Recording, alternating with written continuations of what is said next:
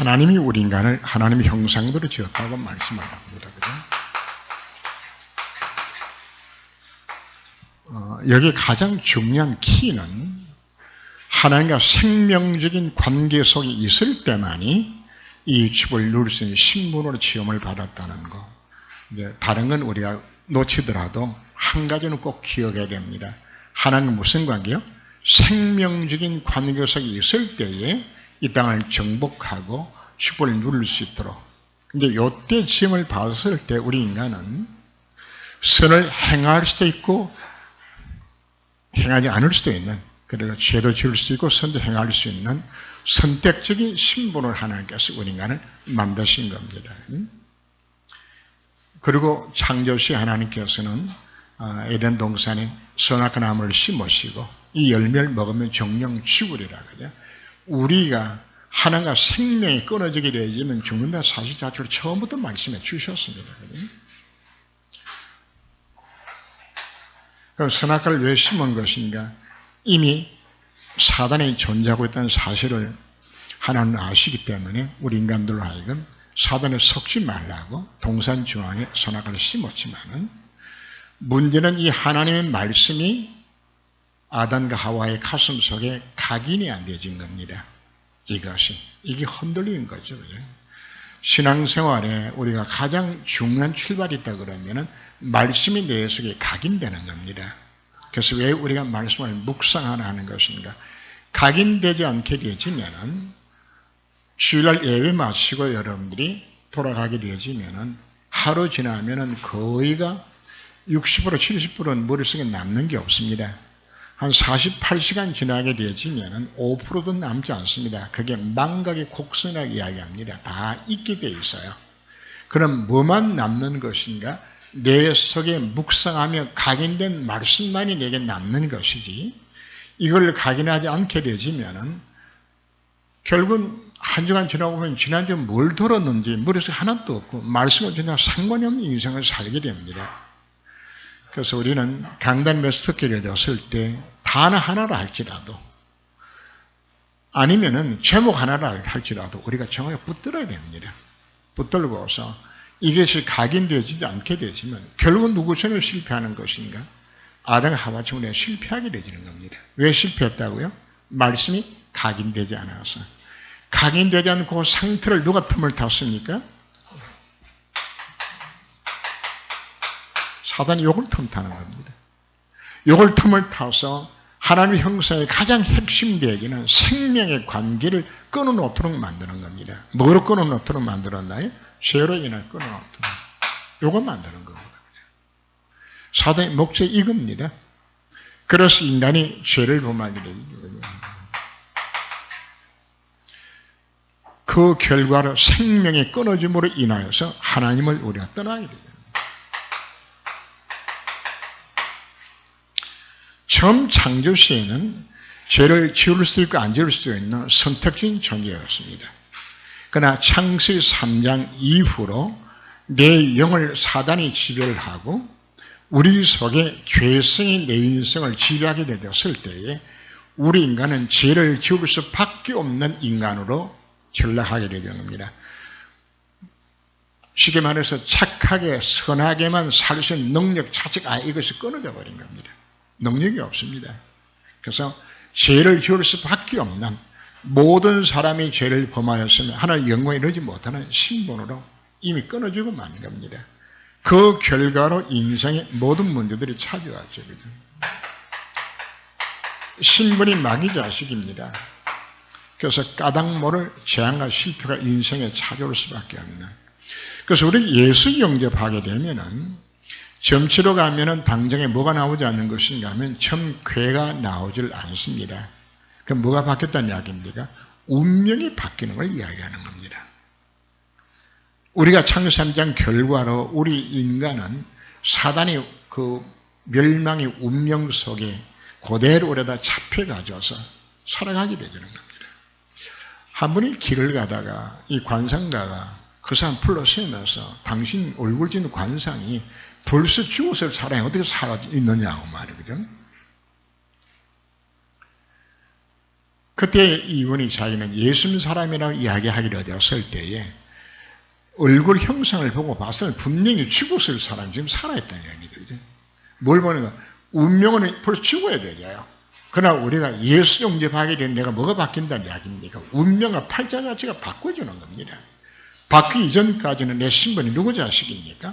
마귀 자식이요. 그 운명 속에 잡혀 살아갈 수밖에 없는 그 결과로 인생 가운데 영적 문제 오죠. 정신 문제 오고 육신 문제 오고 이거 그냥 따라오는 겁니다. 따라와서 그리고는 죽어서는 지옥에 가고 후손들에게는 지어주어서는 그대로 남기게 되지는 문제는 우리가 예수 믿고 구원은 받았지만은 복음을 누리지 못하게 되지면 이 불신자 상태가 그대로 우리 가운데 그냥 남아있는 겁니다. 법적으로 해결되어졌어요. 그러나 우리 이 누리지 못하면은 여전히 불신자 상태에서 우리가 고통당하고 살아갈 수밖에 없다. 그래서 바울이 빌립보에 서면은 내가 같은 말을 너희들이 서는 것이 수고롭지 않다고 이야기합니다. 그죠? 계속 말하기 때문에 복음을 계속 이야기하니까 내가 수고롭지는 않다고. 그죠? 내가 저래도 말하였거니와 내가 눈물 흘리며 너희가 너희들을 권한다. 뭘 권한다는 이야기입니까? 예수 믿어도 우리가 이 복음 누리지 못하게 되지 여전히 이 상태에서 못 빠져나온다는 이야기입니다. 그래서 예수 믿고도 실패하게 되잖아요. 복음이 안 누려지게 되어지면은 그 사람 관심이 어디에 있는 겁니까? 그 신이 배가 신이요. 그래서 십자가의 원수로 살아갈 수밖에 없는 관심 자체가 세상이니까 여기 빠지게 되죠. 우리 인간을 건져주기 위해서 주님은 십자가 부활로 우리 모든 문제 해결해 주셨죠. 그런데도 예수 믿고 난 이후에도 우리가 무엇으로 문제를 해결해 보겠다고? 선행으로. 그죠? 어떤 종교적 철학이나 여기는 문화, 문명 다 들어갑니다. 종교적 방법이 없어요. 그죠? 이걸 두고서 우리가 뭐라고 표현하는 것인가? 오늘 내성에 나왔던 것, 이걸 우리가 우상이라고 이야기합니다.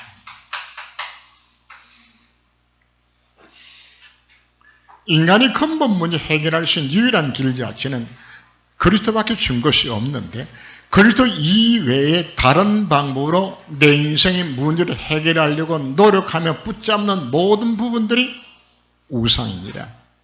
눈에 보이는 우상이든 보이지 않던 우상이든 몽땅 다 우상입니다.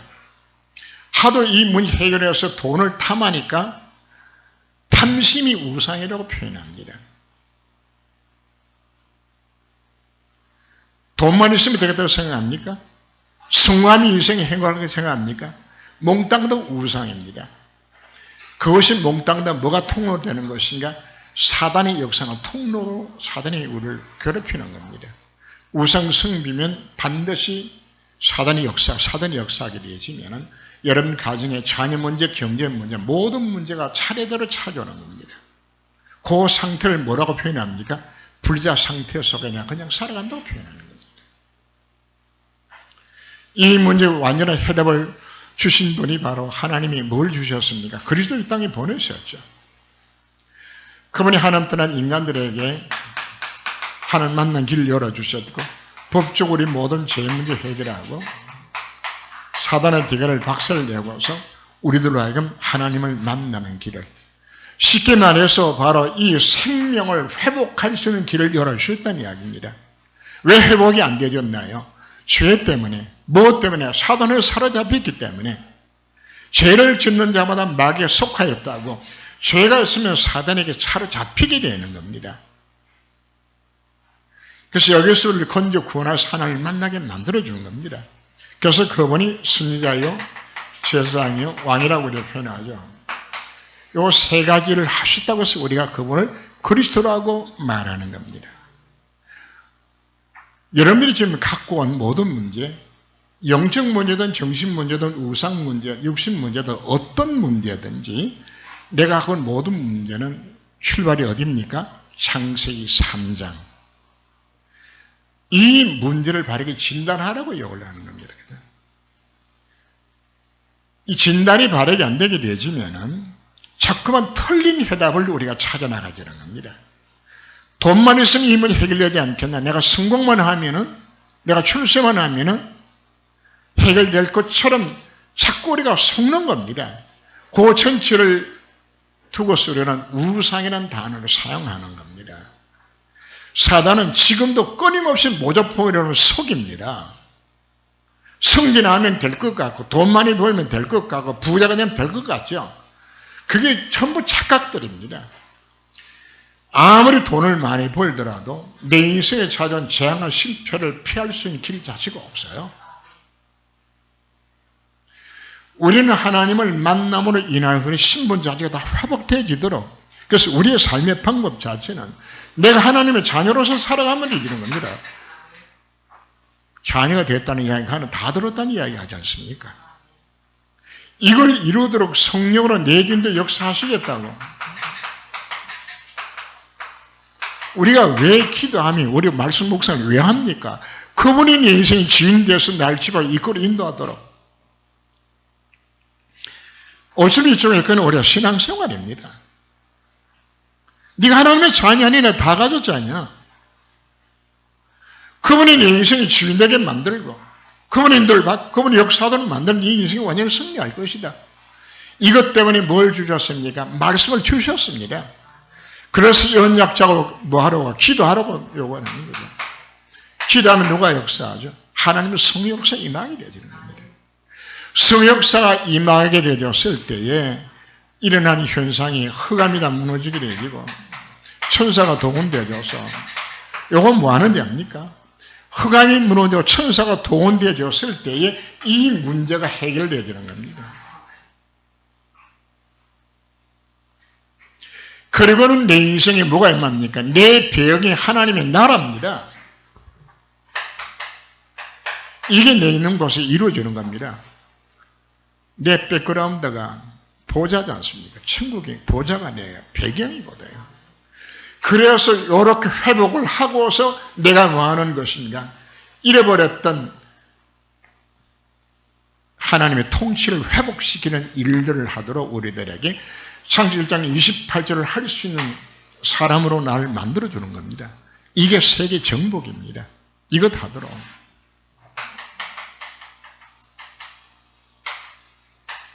구원의 길은 사실 이렇게 거리지만은 이걸로 끝난 게 아니거든요. 우리 인간의 궁극적 목적은 어디 가는 겁니까? 천국 가는 겁니다. 여기 창세기 1장 27절과 28절 하나님의 형상이 완벽하게 회복되어서 이런 다신 죄를 범하지 아니하고 영원토록 주님과 함께 왕노릇하게 되어지는 그 나라.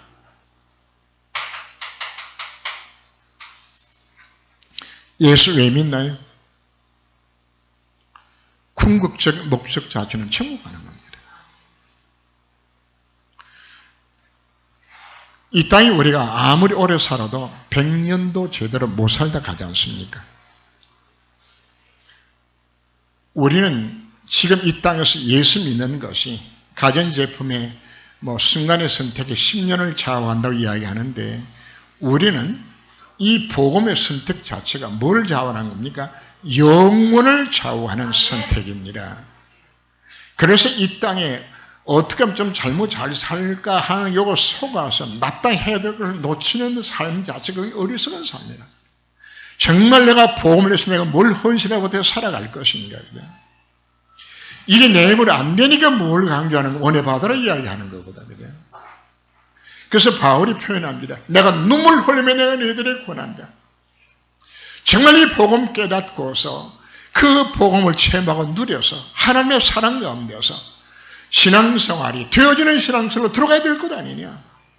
이 바울이 강조입니다. 내 힘으로 안 되기 때문에.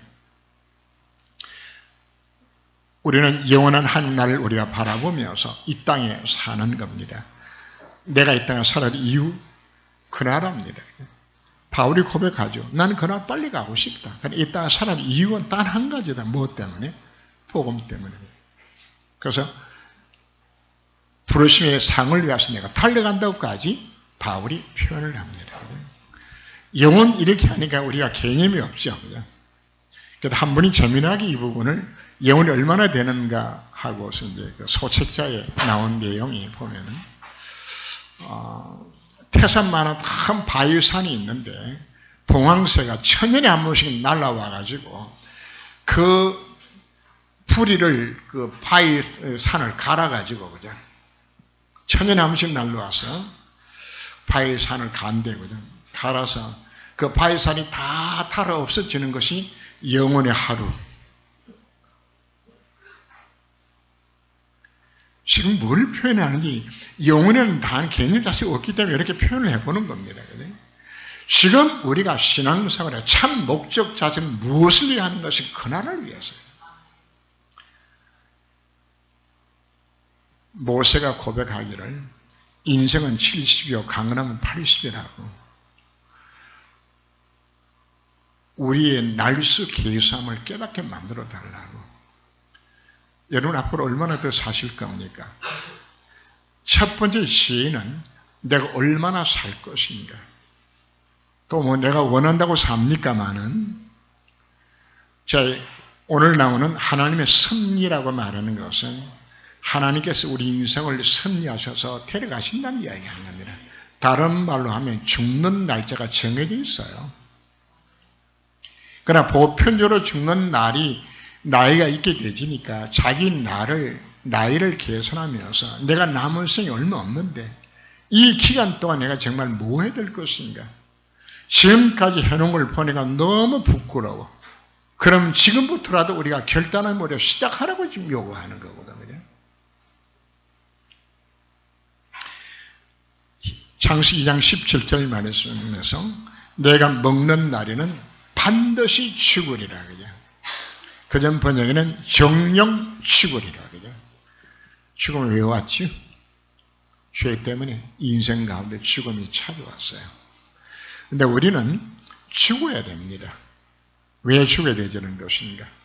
이 장막 몸 갖고는 우리가 천국 갈 수 없기 때문에 새로운 부활체를 입기 위해서 우리는 이 몸을 죽어야 되는 겁니다. 죽어야 내 영이 어디 갑니까? 천국 가기 때문에.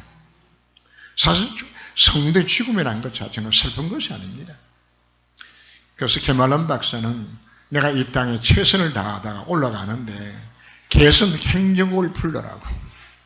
내가 되면 그 더 좋은 나라 가는데 왜 내서 피우냐? 행정국을 풀더라고. 히브리 9장 27절 말씀.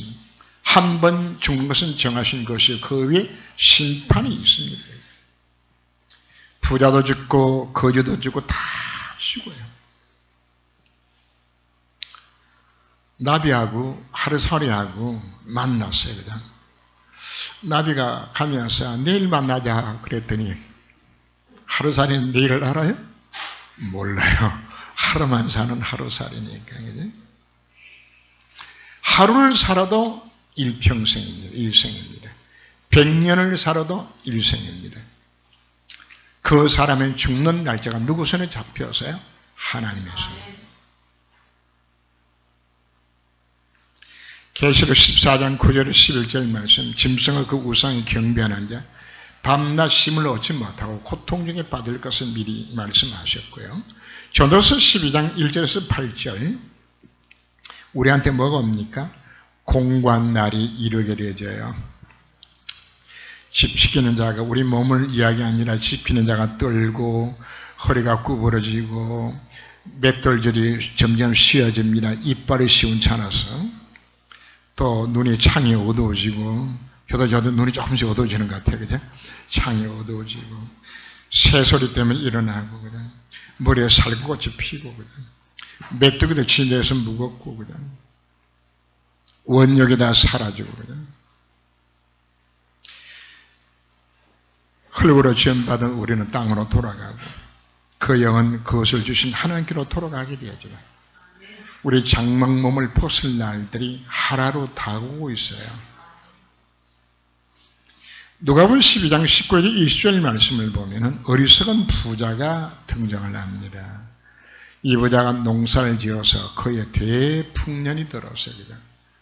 창고에 넣으려고 그러니까 창고가 부족하거든. 그래서 급하게 창고를 여러 동 짓고서 가득 채워놓고서 이 부자가 독백을 합니다. 내 영혼아 편안히 쉬자. 먹고 마실 것이 가득 채워졌구나. 하나님이 말씀합니다. 오늘 밤은 네 생명을 내가 거두어가면 그것이 네 것이 되겠냐. 여러분 부전에 열심히 쌓아놓은 거 하나님이 그 생명 거두어가면은 아무 쓸데도 없어요. 여러분 돌아가실 때 뭐 가지고 갑니까? 알렉산더가 34세에 세계를 정복하고 열병이 걸려서 죽습니다. 34살에 죽는다고요. 세계를 정복하고. 죽으면서 알렉산더가 남긴 유언이 관에다가 옆에 구멍을 뚫어서 손을 내놓도록 만들어라. 유언이요. 왜 그런 유언을 한 것인가 이야기합니다. 내가 30대에 이렇게 세계 최고 강국을 건설하고 알렉산더 어디까지 왔냐 합니까? 인도까지 왔어요. 파키스탄까지 왔다고 지금 거기 주둔해가 인도 점령하고 있어. 그 왔다가 거기서 열병 걸려서 나 죽거든요. 근데 거기 재미난 마을이 하나 있어요.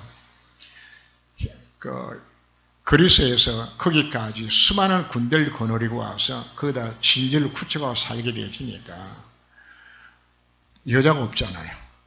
그래서 그 지역에 있는 여자들 다 징발해가지고 현지 철을 다 만들었어요. 알렉산더 죽고 난 후에 누구만 남은 것이냐? 아이들만, 그 식구들만 그거만 남는 거예요. 그죠? 근데 이분들이 지금도 고백합니다. 자기 조상이 헬라인이라고.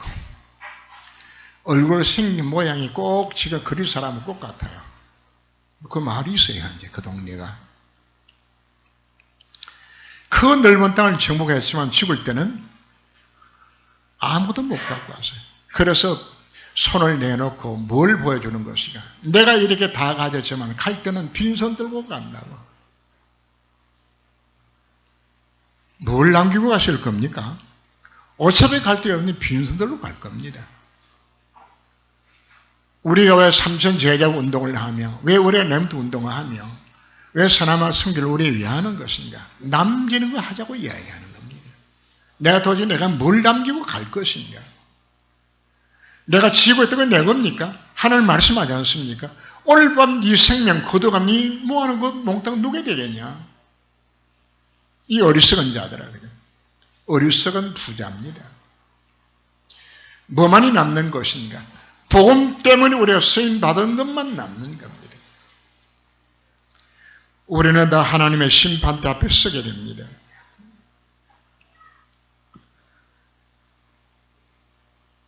나사로는 천국 가고 부자는 지옥 갔습니다. 가난하게 살면 천국 가고 부자로 살면 지옥 갑니까? 차이는 오직 하나입니다.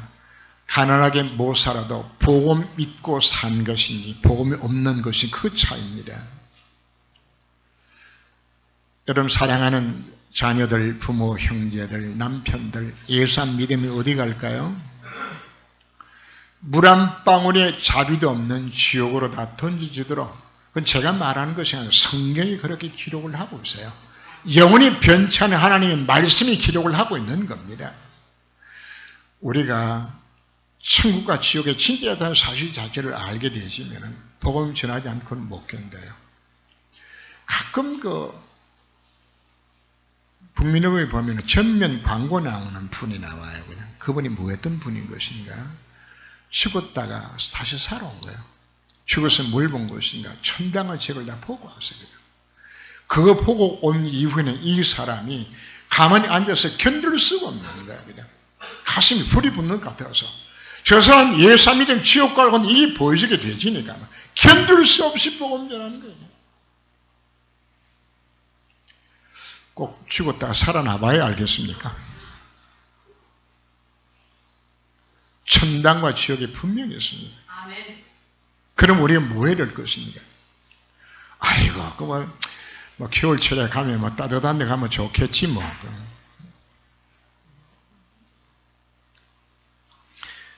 밤낮으로 고통당하는 현장입니다.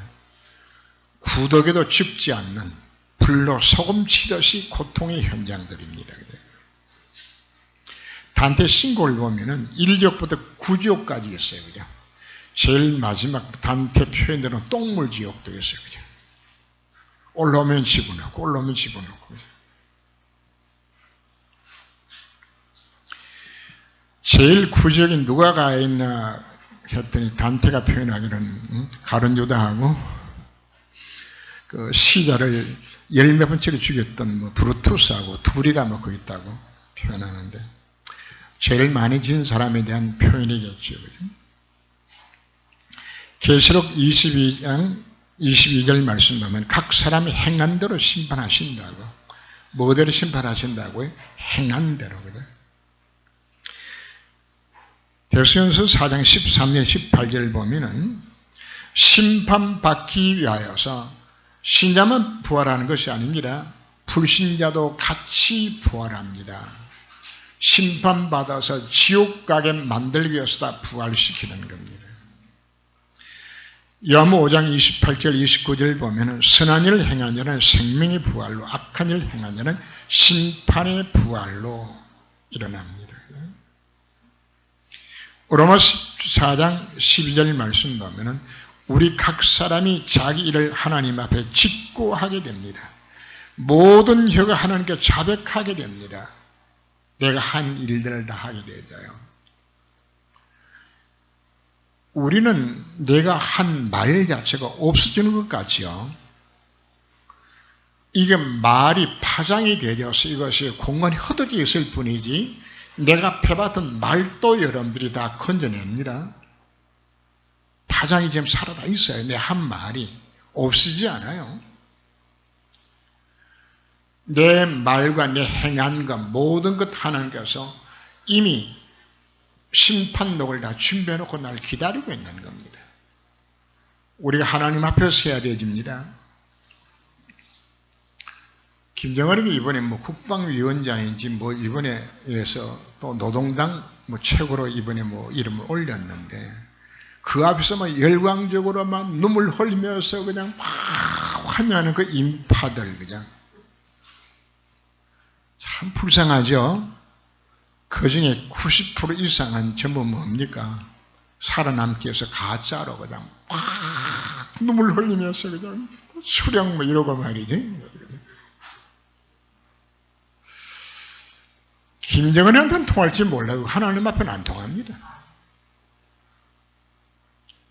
우리가 앉아서 예배를 드리면서도 정말 내 중심이 하나님을 향하고 있는 것인지 하나님 다 알아요.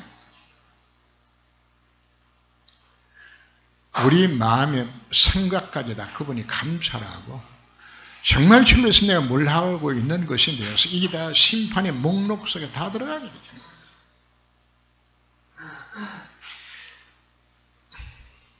고린도서 5장 10절 말씀 보면 우리가 반드시 그리스도의 심판 앞에 나타나게 되어 각각 선악간에 그 몸으로 행한 것을 따라 받으려야 합니다. 마태복음 24장 43절에서 51절 보면 충성되고 지혜는 종이 되어서 때를 따라 양식을 나눠줄 자가 누구냐. 주인이 돌아올 때에 그 종이 이렇게 하는 것을 보면 그 종이 복이 있으리라. 하나님 우리에게 복음을 다 맡기셨어요. 맡긴 복음 갖고서 우리는 뭐 하라고요? 장사로 다 맡겨놓은 겁니다. 내가 똘똘 뭉쳐놓고 하나도 전하지 않고 내가 살아간다 그러면 심판은 두 종류의 심판이 있습니다. 정죄해서 지옥 가는 심판이 있고 성도에는 정죄 심판은 없습니다. 성도에 있는 심판은 상급에 대한 심판입니다. 심판자는 누가 심판자가 될까요? 심판한 권세를 하나님이 그의 아들 예수에게다 맡겨놓으셨습니다. 그분이 심판주입니다. 그분이 우리 인생을 심판하실 것입니다. 심판의 결과로 우리들에게 상급이 주어집니다. 마태복음 10장 40절에서 42절 너희를 영접하는 것은 나를 영접하며 나를 영접하는 자는 나 보낸 이를 영접하는 것이라. 선자 이름으로 선자를 대접하면 너희 선자의 상을 받을 것이요 의인 이름으로 의인을 대접하면 의인의 상을 받을 것이라고. 제자 이름으로 어린 소자에게 냉상으로 대접한 것도 그 상을 결코 잊지 않겠다고 주님이 약속하셨습니다. 여러분 전도 선교 때문에 복음 때문에 교회 때문에 이런 헌신하고 수고한 모든 부분들 생생내기의 상거는 전부 빵점입니다. 헌금을 아무리 많이 해도 생생내기의 상거는 그거는 전부 하나님 앞에 무효 처리되어지는 겁니다. 제가 들은 한 장로님, 우리 교회는 뭐 그런 현상은 없지만은 보통 이제 일반 교회에서는 추수감사절 때 가장 많은 헌금들을 합니다. 필요에 따라서는 11절 한 번 더 내는 수준까지 그 이상은 아니면 1개월 받은 월급 자체가 천재 드리기도 할 만큼 추수감사절 때 많은 예물 드리는 그 풍습들이 있습니다. 근데 왜 이제 그 풍습 온 것인가 하면은 농사 짓는 사람들이 목돈 언제 많습니까? 추수해야만 쉬니까 이렇게 해서 그때 가장 많이 드렸던 부분들이 시골 교회에서는 바로 그런 형상들이 많이 있죠. 한 장로님이 오전에 뱉던 헌금을 안 해요. 왜 안 하는 것인가? 자기가 그냥 제일 많이 내야 됐다고 이름을 내야 되기 때문에. 그래서 오전에 뱉때 회개 다 끝나면 회개하는 분들은 우리가 이번에 어느 장로 제일 많이 내서 하면 그 장로가 100만 원 냈다 그래? 그러면 내가 조금 더 내야지. 이래가지고 오후 예배 때 120만 원을 했었다는 얘기예요. 사실 이걸 하는 곳에서도 정말 우스운 겁니다. 우리가 교회 건축을 해도 교회 밑바닥에 보면 아무개 해가지고 헌금 많이 해서 교회 짓다고 이름 넣기 해가지고 그 자식들 다 망하거든요. 그 왜 그런 현상이 일어나는 것인가? 정말 교회를 사랑하고 정말 주님을 너무 사랑하는 그 마음 때문에 드린 것이라에 맞는 것이지 내 이름 내가 생생내기 위한 것 사실은 그저 뭐 빵점들입니다. 그래서 우리는 신앙생활 자체를 사람 앞에서 하면 여러분들이 사실 손해입니다. 하나님 앞에서 우리가 시간도 정성도 물질도 우리 이렇게 드려야 되는 겁니다. 예배도 눈도장 찍기 위해서 예배는 그런 예배. 우리는 하나님 앞에서 정말 진정한 예배 자체가 드려지는 것이 이것이 뭐 상급으로 다 와닿는 거죠. 그죠? 오늘 성경 봉독한 것이 마가복음 10장 29절에 30절인데 금생에 몇 배를 받습니까? 100배를 받는데 핍박을 겸해서 받고 영생을 상속지 못할 적 없다고 하나님께 분명히 축복을 약속하셨습니다. 사도 바울이 하나님 나라의 놀라운 영광을 보았습니다. 그래서 현재 고난은 장차우리에게 나타날 영광을 좋게 비교할 수 없다고. 그래서 그와 함께 영광을 받기 위해서 고난도 기쁘게 바를 수 있다고 표현하고 있는 겁니다. 고린도서 4장 17절 잠시 받는 환난에 귀한 것이 지극히 크고 영원한 영광에 중요한 것을 우리에게 이루게 하려 함이라. 보험 때문에 못 알 수 있습니까? 핍박도 오고날도 당하며 고난도 당할 수 있어요. 복음이 유익하다면 기준이 어디에 있습니까? 복음이 유익하다면 교회 독이 되진다면 얼마나 손해볼 수 있어야 되는 겁니다. 오늘 당합니까? 당하세요. 누가 보상하죠? 하나님이 보상해요. 내가 바른 말 하기로 되었을 때에 이것 때문에 교회 덕이 안 되진다 그러면 혼자서 다 뒤집어 쓰는 겁니다. 교회를 위해서 우리가 묵은 짐을 지을 수 있다 그러면 그 자체가 축복입니다. 우리 남 눈치 보고 아이고 내가 장로 체면에 헌금이 이렇게 해서 되겠냐 조금 뭐 요 정도는 해야지. 그 생각 자체도 버리세요. 정말 하나님 기뻐하는 삶으로 내가 얼마를 어떻게 될 것인가. 하나님 내 형편에 맞춰서 내가 하나님 드리길 원합니다. 우리가 이 은혜에 감격하게 되시면은 고린도후서를 보면 뭐라고 표현하죠? 8장 9장에서 극한 가난 가운데서도 넘치는 헌금을 하나님 앞에 드렸다고 표현합니다. 없어서 헌금을 안 하는 것이 아닙니다. 사실 다른 말로 하면 주님을 사랑하는 마음이 없기 때문입니다. 정말 진짜 하나님의 사랑이 내 마음에 부어진다 되게 된다 그러면은 헌금 드리는 거다. 그죠? 지금 우리가 무엇으로 순교할 겁니까? 지금 시대 순교? 순교 없습니다. 그럼 뭐가 순교입니까? 헌금이 순교입니다. 그 사람이. 정원희 목사님한테 그 이야기 하더라고요. 정 목사는. 지금 시대 순교 없다. 근데 교회를 건축해 보니까 정말 자기 삶 팔아서 하나님 앞에 헌금 드리는 사람이 있고 있어도 안 내는 사람도 있더라. 그래서 순교라는 건 땅의 순교가 아니고 지금 시대는 헌금하는 그 수준 자체가 그 사람의 순교 정신이다. 저는 맞다고 생각합니다. 우리는 상급을 어디서 찾아야 될까요? 그 나라 가서 이 상을 우리가 받아야 될 부분들입니다. 고린도서 15장 41절과 56절, 58절 말씀 보면은 특별히 41절에 우리가 부활체의 영광이 달라집니다. 해의 영광이 다르고 달의 영광이 다르고 별과 별들의 영광이 다르다고 이야기합니다. 부활체가 입을 영광입니다. 영원한 나라에서 영원토록 우리가 그리스도와 함께 왕노를 하게 되었을 때에 우리가 입을 부활체입니다. 임금님 앞에 서면 제일 앞줄에 누가 서죠? 정일품이 서죠. 그죠? 이품, 삼품 해가지고 누구한테 가까이 갈수록 임금님 앞에 가까이 설수록 품위가 높죠. 그죠? 천국도 마찬가지입니다. 1품 자리에 서실 겁니까? 9품 자리에 서실 겁니까? 신하들이 입는 옷이 다르죠?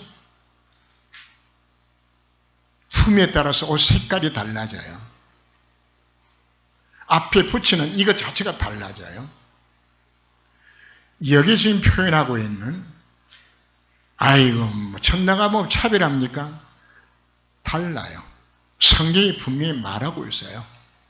해의 영광이 다르고 달의 영광이 다르고 별과 별들의 영광이 다르다고 제 말이 아니라 바울이 보고 온 이후에 영광이 다르다고 표현하고 있어요.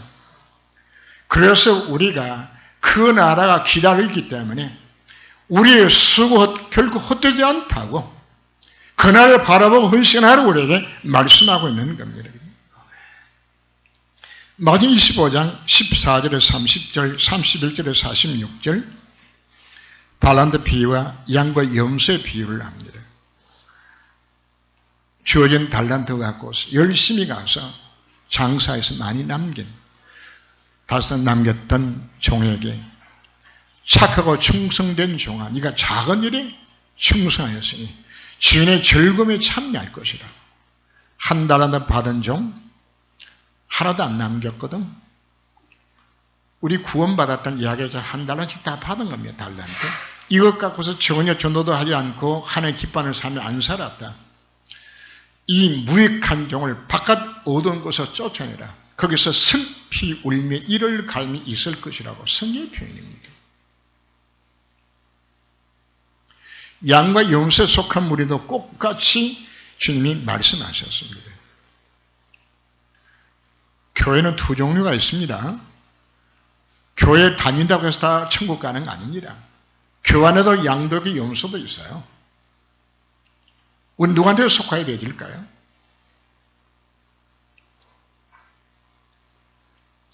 마태복음 16장 27절 인자가 아버지 영광으로 그 천사들과 함께 오리니 그때 각 사람이 행한 대로 다 갚아서 행한 대로 주님이 우리에게 상급을 주시겠다 약속합니다.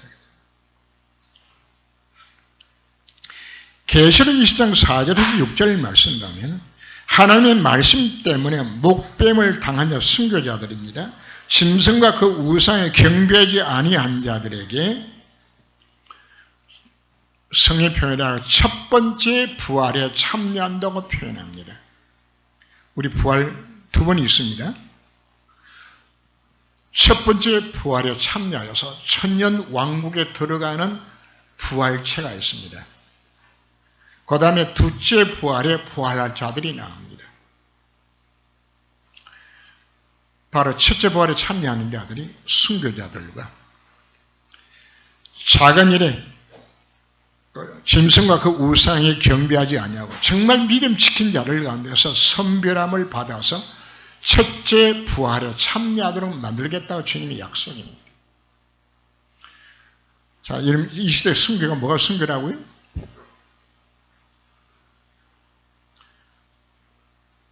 첫째 부활에 참여하는 지금 시대 방법들을 우리 이야기하는 겁니다.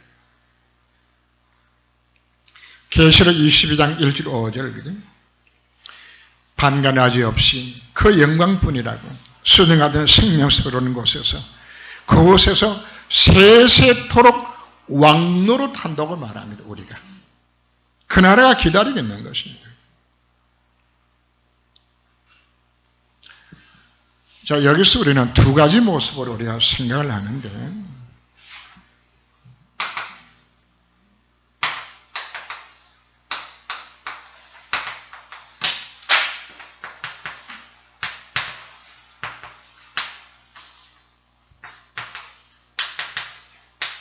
우리가 하나님 형상을 회복한다, 예수를 닮는다 말하는 것은 여러분들이 이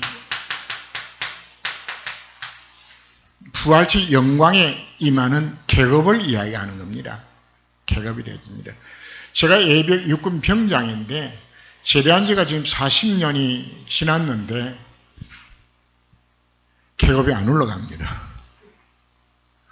여전히 예비역 육군 병장이지 암만 기다려도 국관에서 아무리 세금 내고 열심히 해도 계급 안 해요.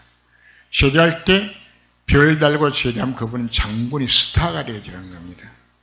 제대할 때 대령을 제대하면 그건 예비역 대령입니다. 따라갑니다. 바로 우리의 수준이 무엇인가? 내가 주님 앞에 서는 이 세상을 떠나는 바로 그 순간에 내가 갖고 있는 계급입니다. 하나님 형상이 회복된 그만큼의 내 계급입니다.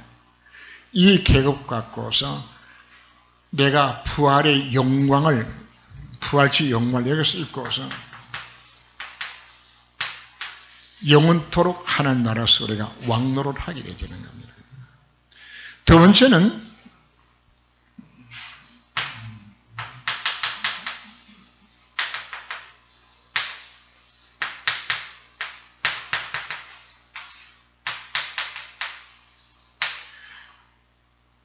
상급은 딱 하나밖에 없습니다. 전도와 선교에 대한 상급만 남아 있습니다. 상급의 기준 자체가 얼마나 네가 복음 누리며 생명운동하는 것인가. 우리가 교회가 왜 귀중한 것이죠? 생명운동할 수 있는 근거가 되기 때문에 교회가 귀중한 부분들입니다. 상급의 기준 자체는 오직 하나, 이것밖에 없습니다. 하나님 나라에 임하는 것, 이거 하는 것. 이것밖에 없어요. 그럼 우리가 뭘 위해서 우리 인생을 투자될 것인가 방향이 정해지지 않습니까? 부끄러운 구원이라는 말을 우리가 사용을 합니다. 그죠? 겨우 구원받아 가는 것도 그것도 부끄러운 구원이겠죠. 그죠? 전혀 상급이 준비되지 않는 것도 그것도 부끄러운 구원입니다. 여러분이 천국문에 들어가기를 되었을 때 여러분을 통해서 복음 받아서 생명 얻은 자들이 와, 우리 권사님 오신다고 그분들이 미리 가서 프랭카드 준비하고 그냥 아마무게 권사 천국 입성 환영해가지고 그냥 프랭카드 들고 여러 수십 명이 앞에 나와서 그냥 권사님 하고 마중 나오는데 그냥 나는 갔더니 아무도 마중 나온 사람이 없어. 왜? 내가 전도를 한 명도 못했거든. 그걸 보고 우리가 부끄러운 구원이라고 이야기하는 겁니다. 우리날 계수함을 깨닫는 지혜를 구하라고 오늘 말씀하셨습니다. 이제 우리는 그 나라가 분명히 기다리고 있습니다. 지금 우리가 헌신하고 수고하는 거, 뭘 위해서 하자는 이야기하는 겁니까? 그날을 위하여서. 우리가 왜 집중훈련을 받으라고 이야기하는 것입니까? 그날을 위해서 살리시는 사람을 내가 바꿔줘야 되는 겁니다. 왜 안 되지는 거죠? 내 속에 잘못 각인되고 뿌리내게 체결된 것이 사단의 통로가 되어서 여전히 나를 사로잡아서 죄법 아래로 나를 사로잡아가서 이 삶을 살아가지 못하도록 사단의 속에 여기에 잡혀 있잖아요. 이거 벗어나는 훈련을 하자고 이야기하는 겁니다. 벗어나고 깨달아져야 내가 무슨 삶을 살아가는 겁니까? 영을 위한 준비를 할 수 있는 삶으로 바뀌어지는 것이 이게 안 되게 되지만 영원 준비를 할 수 있는 인생을 내가 살 수가 없는 겁니다. 그래서 우리 궁극적인 예수 믿는 목적은 어디에 있다는 이야기입니까? 영원한 하나님의 나라. 이것이 인생의 참 목적입니다. 이 나라로 우리 가야 되는 것입니다. 그래서 오늘의 말씀을 기억하시면서 새로운 결단할 수 있는 우리 모든 성도가 되시길 주름으로 축원합니다. 기도합니다. 주님. 10가지 신앙의 발판의 네 번째 구원 역사의 목적입니다. 예수 믿는 참된 목적입니다. 우리 죽는 날을 이미 하나님께서 정해놓으셨고 우리 행한대로 하나님은 심판하시겠다고 그 심판에 따라서 상급을 주겠다고 우리에게 말씀하셨습니다. 정말 하나님 앞에서 나의 모습은 어떤 것인지 이 한 시간 자신의 삶을 한번 점검해 볼 수 있는 시간 되게 허락하옵소서. 우리는 지금 현재의 나의 삶이 영혼을 결정한다는 사실 자체를 깨닫고 정말 영혼을 바라보며 영을 위해서 결단할 수 있는 인생 되기까지 하나님이 간섭하여 주옵소서. 오늘 말씀을 마음에 새기고 앞으로 어떻게 신앙생활할 것인지를 결단할 수 있는 시간으로 주님이 인도하옵소서.